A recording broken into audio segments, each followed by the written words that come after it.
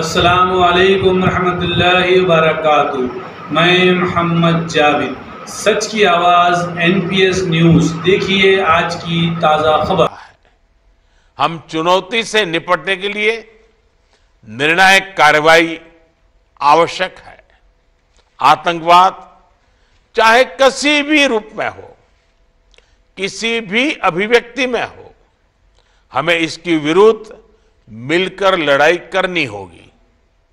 कुछ देश cross border terrorism को अपनी नीतियों के इंस्ट्रूमेंट के रूप में इस्तेमाल करते हैं, आतंकवादियों को पनाह देते हैं।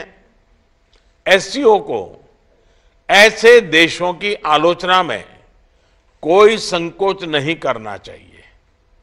ऐसे गंभीर विषय पर दोहरे मापदंड के लिए कोई स्थान नहीं होना चाहिए।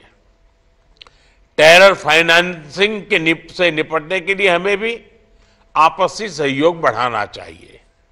इसमें SCO के रेड्स मैकेनिज्म की महत्वपूर्ण भूमिका रही है।